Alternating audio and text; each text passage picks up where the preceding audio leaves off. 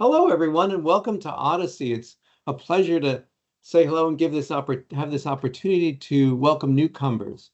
My name is George Pripsak. I'm director of the OHDSI Coordinating Center at Columbia, and I'm a professor at Columbia University. So I'm going to show some slides there. Many of them overlap with the slides I gave as the State of the Community during the OHDSI symposium.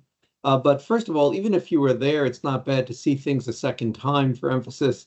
I'll be saying different words in front of those slides anyway, and some of you may not have been at the symposium and are still looking, are the first time here, so welcome.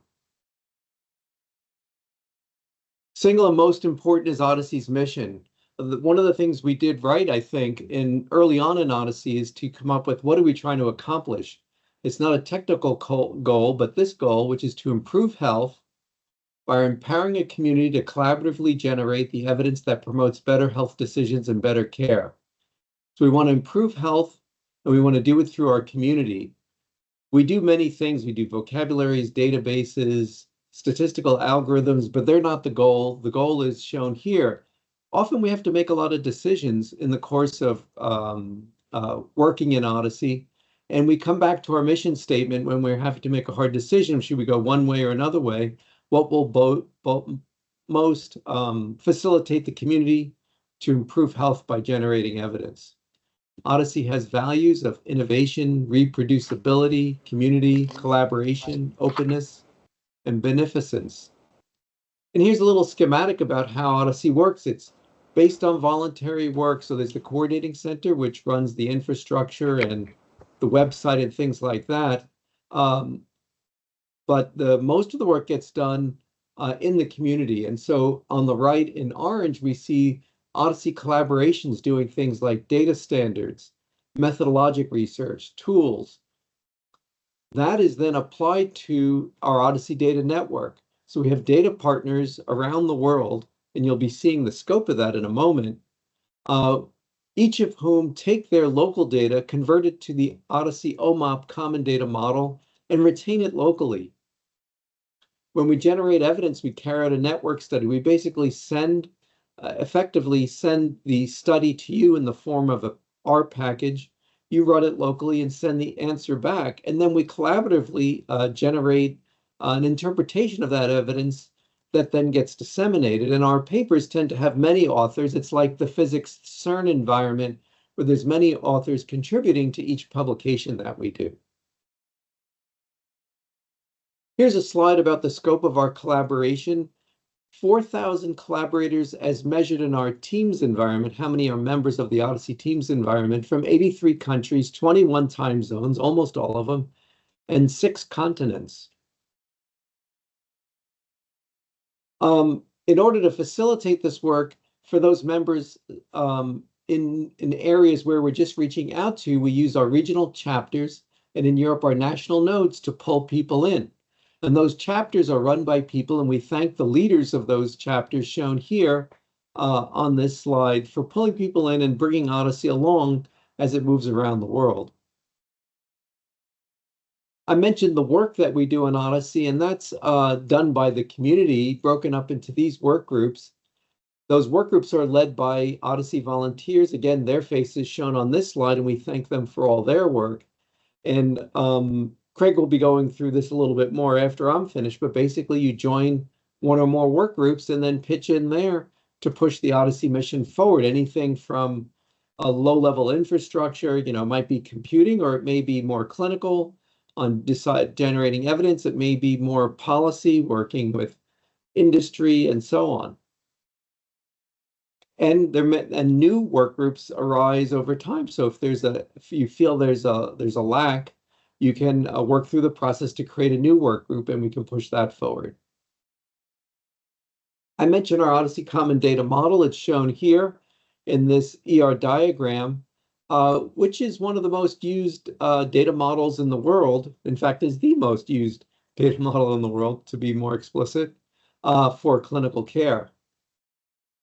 And in order to handle the data from around the world, we need our standardized vocabularies. We try not to do our own vocabularies, but draw from vocabularies from around the world. Our vocabulary has 11 million concepts and 86 million concept relationships, with a diagram shown there. Our common data model is well adopted, as I alluded to earlier. We have 554 data sources have been converted to the OMOP common data model from 54 countries, shown in orange on this slide. The data, actually, Craig, we have to correct this because I keep forgetting, so I need someone who will remind me. We have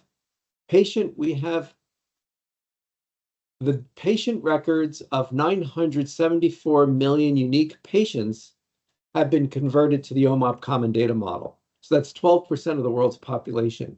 We have billions of patient records have been converted to the OMOP common data model because some patients have a medical record at their hospital, and they have a record in their by their insurer and so on. So the same person may have several records. But we're talking about 974 unique persons have had at least one of those records converted to the common data model. That's 12% of the world's population, and very close to the 1 billion mark that we aimed as our target goal many years ago. And then we need to build tools. So we develop methods, and then we instantiate those methods in tools. And the Hades environment is an ecosystem of 34 R packages that are standardized analytics. What I didn't mention yet is that OHDSI is not just about generating evidence, it's about generating reliable evidence. So a lot of times we say OHDSI is a reliable evidence initiative. And we systematize our generation of evidence. That's how we make it more reliable, by putting it into these tools that everybody runs, and that we minimize the amount of personal decisions and maximize the amount that's empirically driven, so that we have reproducible evidence. These packages have been downloaded over 800,000 times. We work together, collaborate in scholarship. Here we show a social network analysis of co-authorship within OHDSI. Our original diagram showed different regions that were kind of clusters within this, where some were working on the data model, some were working on the statistical methods, some were more clinical, some came from different initiatives that then joined into OHDSI. Now what we see is a big single fuzzy ball where people collaborate sufficiently that what this proves is that we've actually created a community, a single community that works together, and that people cross multiple areas, and that creates the single fuzzy ball instead of multiple separate areas. Publications, we've published over 730, many of them in top journals. The acceleration is shown on the right, and we've been generating clinical evidence, which I'll show on the next slide. Our first network study was in 2016, treatment pathways, and it showed the heterogeneity of clinical treatment. For example, it's interesting, 25% of the hypertension patients in our study took a series of drugs in a 3-year period that were unique to our entire database. So in other words, a patient took a series of drugs and no one else took that same series of drugs. So it's incredible that, so we're certainly giving personalized care, but not very reliable care. And so that was showing the heterogeneity. The next, we did several method studies. An example is showing that we need to use negative controls to prove the reliability of our evidence, and became part of regulatory best practices. And in fact, was highlighted as a best practice by the European Medicines Agency. In 2021, we did a large and very quick turnaround study for the European Medicines Agency, the EMA. In 2021, the AstraZeneca COVID vaccine got shut off, and because of clotting concerns, we went to the EMA. They asked us to generate evidence, and within a couple of days, we generated the background rates that allowed them within 5 days to turn the AstraZeneca vaccine back on for 700 million people in Europe. So then we got to the point of measuring our impact in terms of hundreds of millions of patients affected. Our Legend hypertension study tests the which medications should be used to treat hypertension as a first or second line drug. We found, for example, that ACE inhibitors and ARBs, angiotensin receptor blocker drugs used for hypertension, were invented to fix the problems with ACE inhibitors, but there's never been evidence for it. And despite 10, 20 years worth of experience. We haven't moved from one to the other. And we published a paper that showed, yes, indeed, ARBs are better than ACE inhibitors. And that was picked up in JAMA News, and an independent editorial in Circulation said that it's time to change the guideline and favor ARBs. So that will affect the next, so 140 million people take ACE inhibitors around the world. So this will affect the next 140 million people, hopefully, that get hypertension that start on the ARBs instead. So again, measuring our impact in terms of hundreds of millions of patients affected around the world. You can learn more about us and the state of the community in this wonderful book that Craig actually put together for us. This is the 2024 edition that we gave out at the symposium, but it's readily available online on the OHDSI website. And at this point, I'm going to turn it back to Craig. Great. Thank you, George. I'm going to go back and share my second screen. Okay, so I did want to, so now you know a lot about OHDSI, what we do, why we do it, what we've done. We want to talk about what we want to do and how you can get involved. So the website has a lot of, the website and our MS Teams environment is a great way to start to learn about our community. Front page has a lot. I'm just going to kind of take you through the menu up at the top. The who we are. A lot of these have a number of drop downs, but as George mentioned, there's a mission, a vision, our values. We're very serious about this. We took a lot of time to put these together. There's a number of other, Titan Award winners, collaborators. That's something that I would love to update because we're missing a lot of our newer people. We'll work on that. But you can learn a lot about our community in the Who We Are section.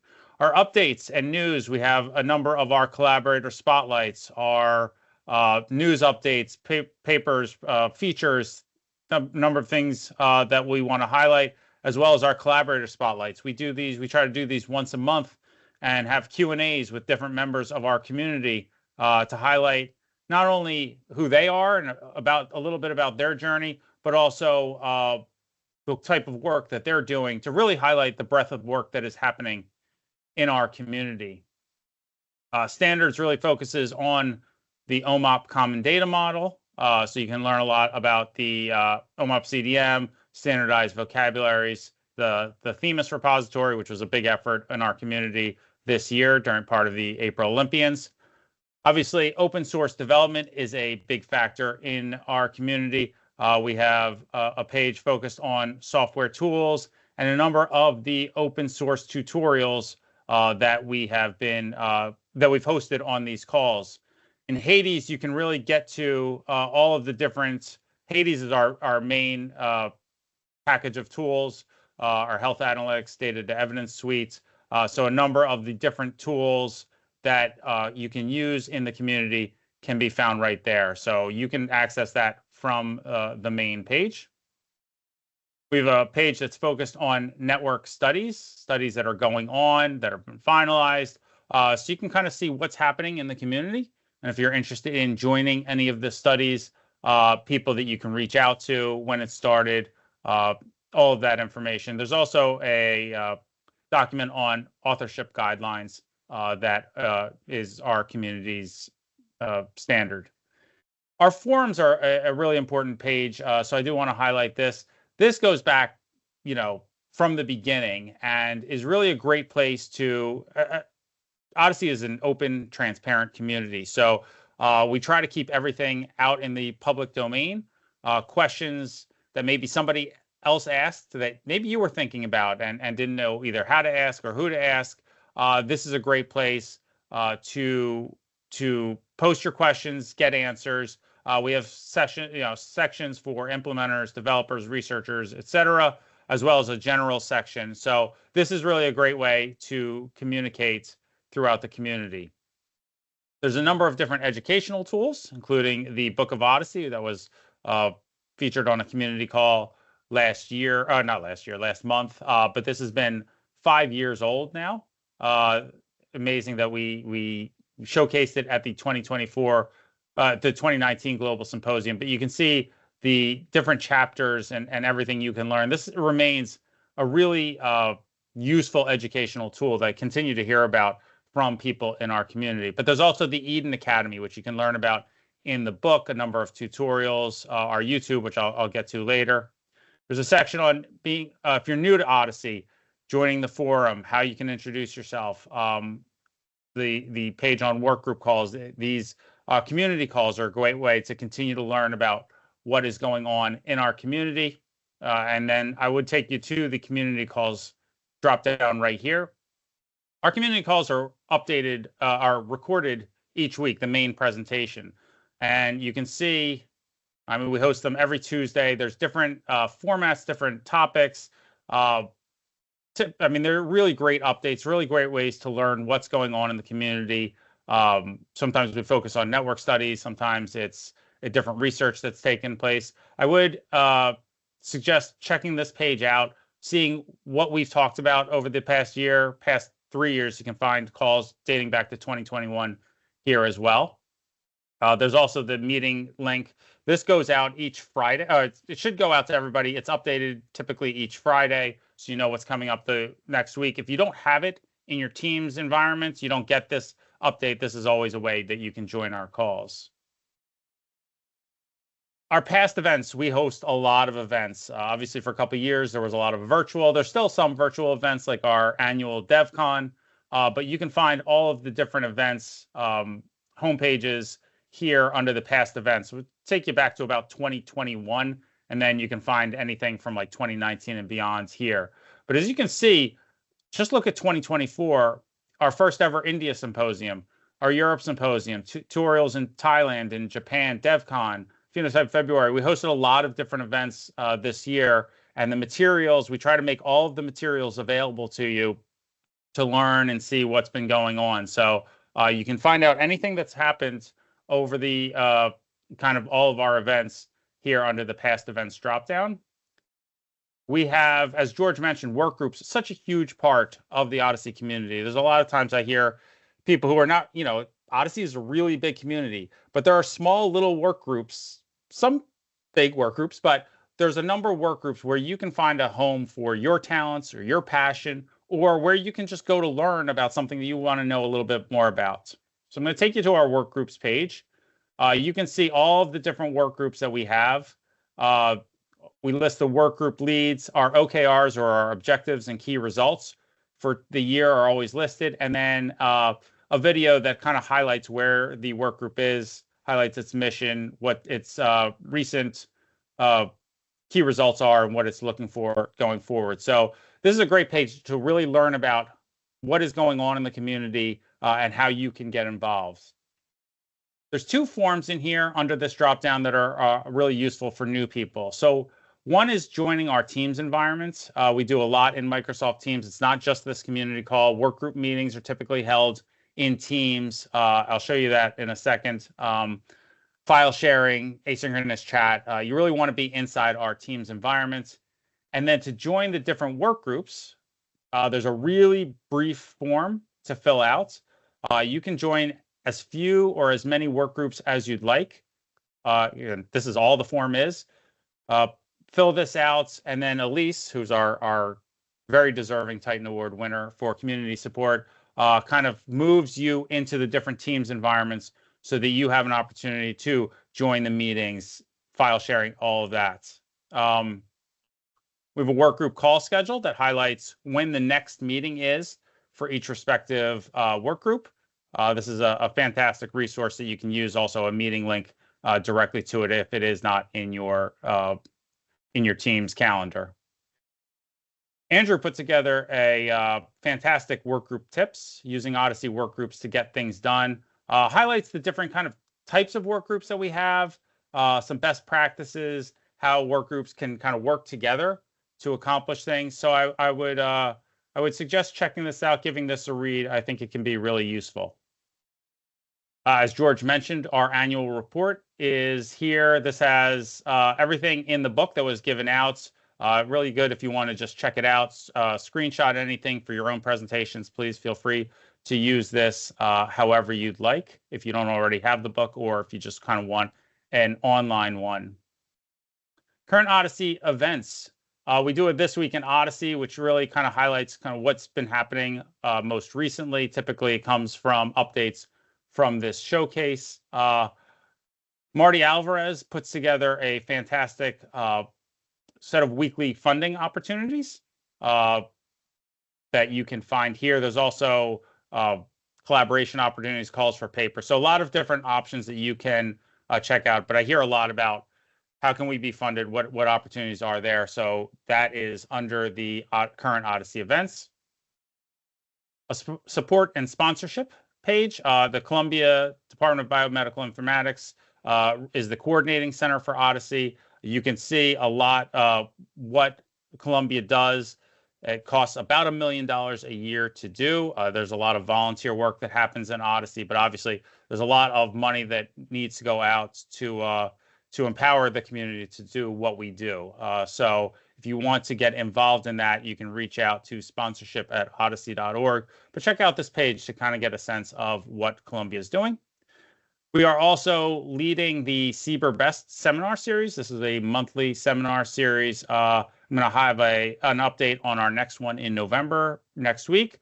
But all the past seminars, it's actually November 20th, Jennifer Nelson of Kaiser Permanente. But all past seminars, again, similar to the community calls, the presentations are all recorded and available for you to check out.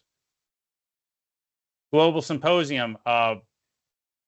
We have, so on our Global Symposium page right now is all of the slides from the presentations, as well as a page of all the posters and software demos. So you can go right here, click on any page, you'll find the brief reports and the poster that was shared. These, again, are the posters that we'll share throughout the next several months on the our social showcase, which hopefully you're following us on Twitter, LinkedIn, or Instagram now to see all that is going on.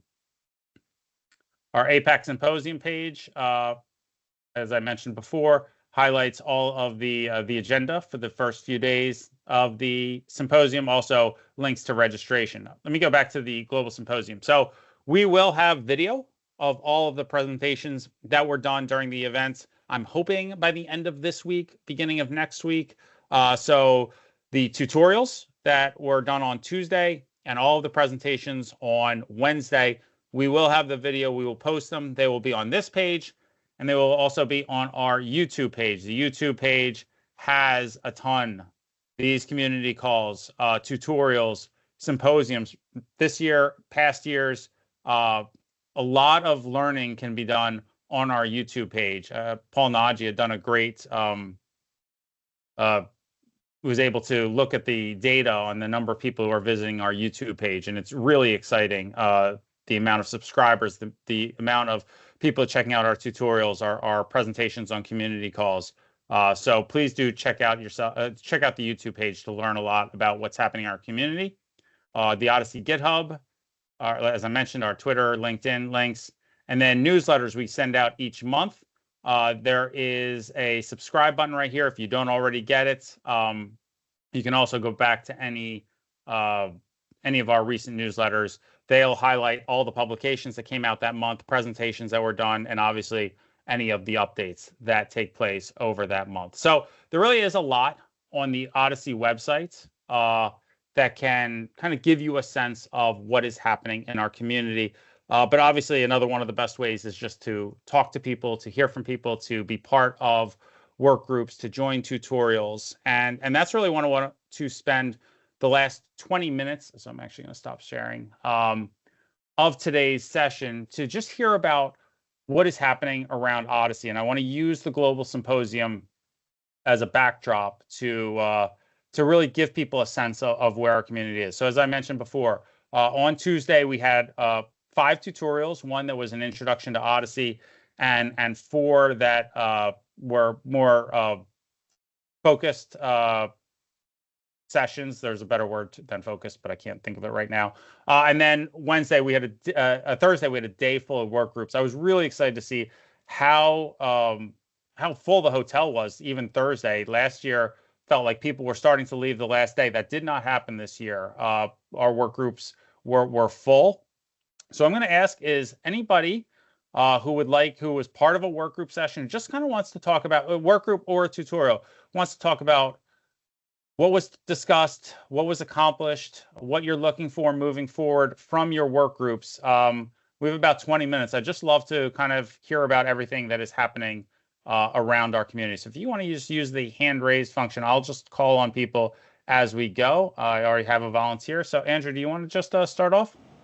Sure, I'm going to cover three things pretty quickly. So the first is a tutorial. It's called, so you want to do an Odyssey study. So Nicole Pratt, Ben Martin, Chen Yu, Young Chen were the faculty for this. I was sort of an MC, and we gave an overview of that complements the existing guidance that's out there. There's a lot of fantastic existing guidance on how to use Odyssey tools in general, the methodological approaches.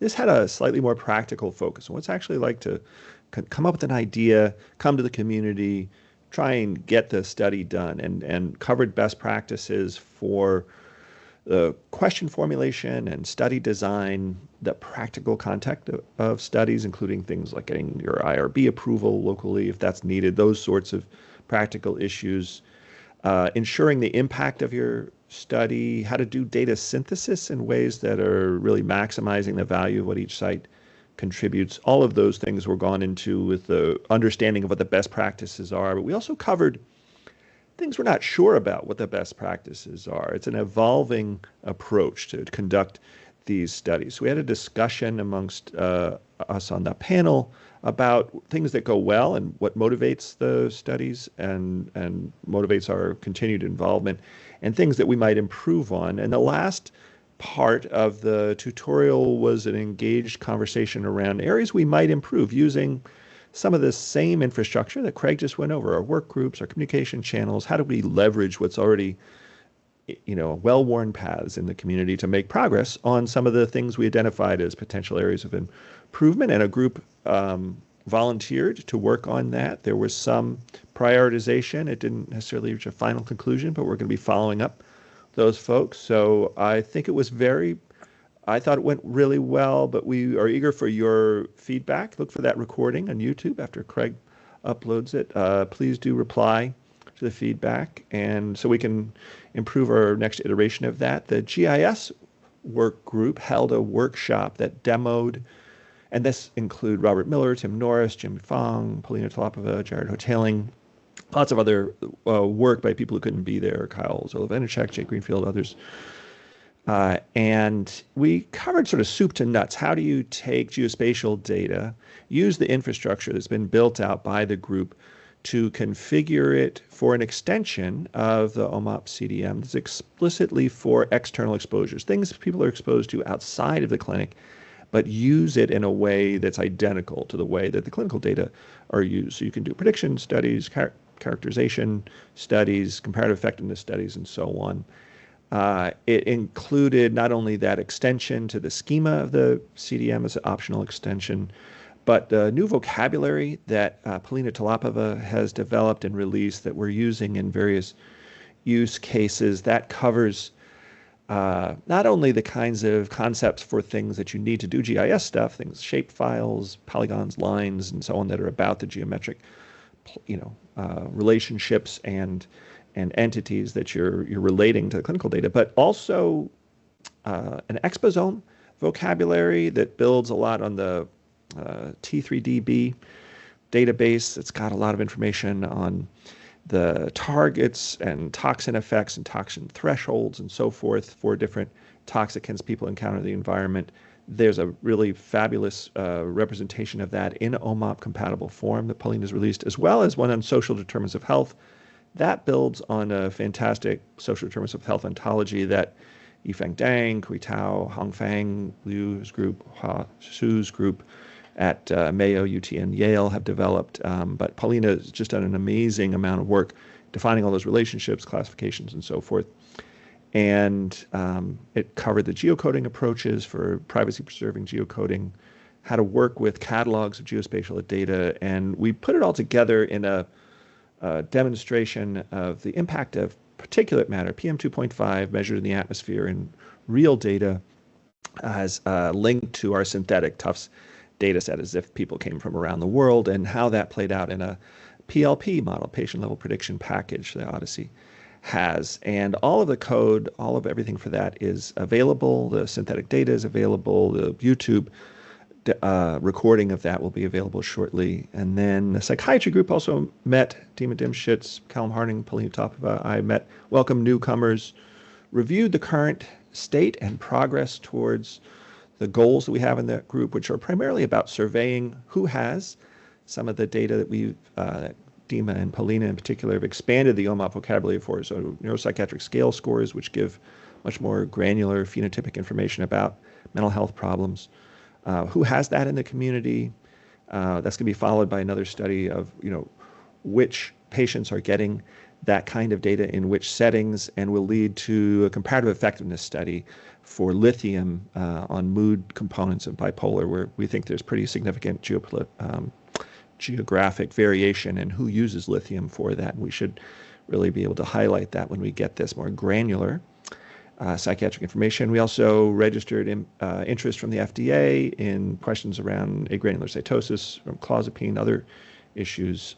I won't go into more depth than that, but those are 3 of the activities that happened, and it was all really well done and well received, and a lot of momentum coming out of all of them. We're interested in your participation in the GIS work group and in the psychiatry work group, so please come visit us for those. Thanks, Craig. Sorry, I went through that quickly because I know you want to get to others.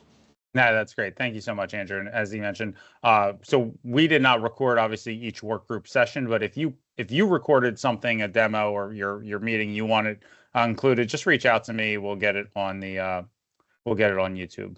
Lin Ying. Hi, this is Lin Ying. Can you hear me? Yes, I can. Yeah, so I was one of the faculty members for the Info to Odyssey tutorial. And I would like to hear from those who attended the tutorial if that is works for you. So there's me and also Erica, Jenna, Mui, and Danny, who serve as the faculties for that tutorial. Mui went over the OMOP vocabulary, how we map the concepts to the standardized OMOP vocabulary, and also the OMOP common data model.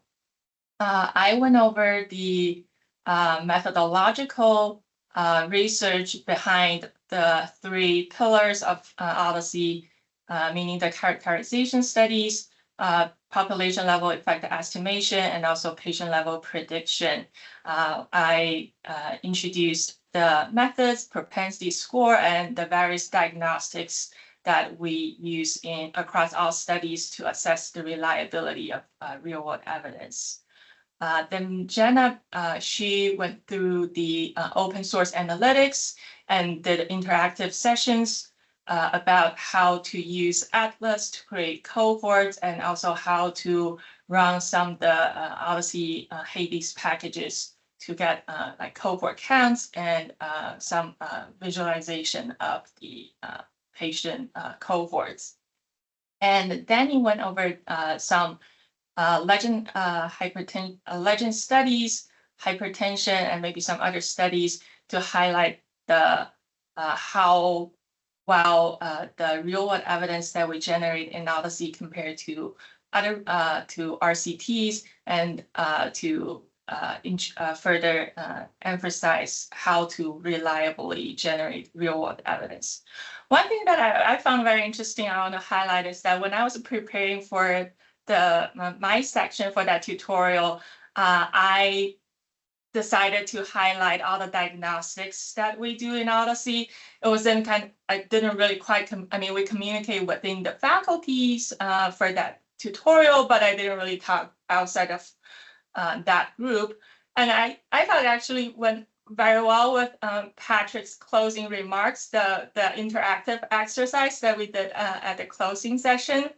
And so I would like to know that if that works well, like, do you feel, if you attended the tutorial and this is like the first time you hear about those diagnostics or how we run studies in Odyssey, do you feel that tutorial helped prepare you for the next day, the plenary session, and also the closing remarks with all those fun exercise? So this year we had the tutorial day before the plenary session that I don't think that's the case for previous symposiums. I kind of like that. I felt like as a faculty for the tutorial, if I go through, those 3 days in my head, I thought that would help, if I were new to Odyssey, that would help me to understand when I go to the plenary sessions, when our others discuss the legend hypertension, what we do there, and what does diagnose mean, how do we assess quality of evidence. But I would love to hear if that you feel the same way. So fill out a survey, or you can just shoot me an email and let me know how that works. I would love to hear. Yeah. Great. Thank you, Lin Ying. That was a fantastic tutorial. We had a lot of people in that one. It was great to see. I should say thank you to everybody, all of our tutorial leads and work group leads for the amazing work that they did. If you want to send Lin Ying an email, you certainly can, but I would really ask everybody to fill out the symposium feedback form above. You'll have a chance to make comments on really every single aspect of the symposium. Obviously, nobody was at everything. I saw Valentina's comment. It is hard to schedule everything, and nobody has the ability to be in all work groups. We do the best we can, and the work group leads kind of help schedule their own meeting times, but yeah, we had a lot of work groups in those different sections, and hopefully you were able to get to as many as you can. But please do fill out the form. Let us know kind of what worked, what didn't, so we can continue to make this better each year. Claire. Yeah, I wanted to highlight 2 sessions. So we conducted a tutorial, myself, Melanie Filofsky, Katie Sadowski, and Evanette Burrows. We did an ETL tutorial this year, walking through, how to map your data to the OMUP Common Data Model. And we really tried to add in this year a little bit more about how do you assess data quality at every step of your conversion, what that might look like, and how you might approach ETL through the lens of data quality. And then we also integrated the use of some of our new resources. This year we developed the Themis repository for ETL conventions. And so we showed how you can use that new resource now when you are developing your ETL. So highly recommend. That one was recorded. So if you have some questions, that should be up shortly, like Craig said. The other session I wanted to highlight was our Evidence Network working group session. This was really nicely attended. So thank you for everybody who joined. I know I kind of was dragging people in, but it was because I'm really excited about it. But I think what we learned in that session is that we really need to give a better focus on helping our network partners get IRB approval in whatever form that might take, whatever their governance requirements are. We learn we need to, do a little bit more in sharing what others have done to help facilitate and, get those approvals going. And the other thing we learned, I think, as we talked about at the main day of the session, is that we need to be better at communicating about the evidence network, what it is we're doing, what the current state of the network is, how to join, and most importantly, how you as a researcher can engage with the network to ask your clinical questions and be paired with data partner organizations. So it was a really helpful session, and I just wanted to thank everybody who joined. Great. Thank you, Claire. If you want to know how to become a Titan Award winner for community leadership, you literally just drag people into work group meetings and get them involved that way. Roger. Hi. What happened to my camera? Okay. A number of you had me invade, or I invaded a number of work group sessions to promote this, but I'm going to do it one more time. The hospital systems interest group is going to be starting a subgroup, and we're calling it Getting Started Open Office Hours. And we're thinking we're going to have it on the we have our work group, or the hospital systems, is every other Monday, and we were thinking about having this on the intervening Mondays. And so this is just a place where people who are unfamiliar with OMOP at all can come and ask questions about how to get started. I'm going to be there. I'm hoping many of you will make time to just stop in and be an expert if it needs to. I'm not going to ask people to commit to time or whatever, but this may go nowhere, or it may bloom into, question and answer time with questions that I can't answer. So, and we're going to work. We want to work with Craig to actually get this on the schedule and get it in the work group and stuff. We have not done that yet, but that's where we're heading with that. So, come and join in if you can.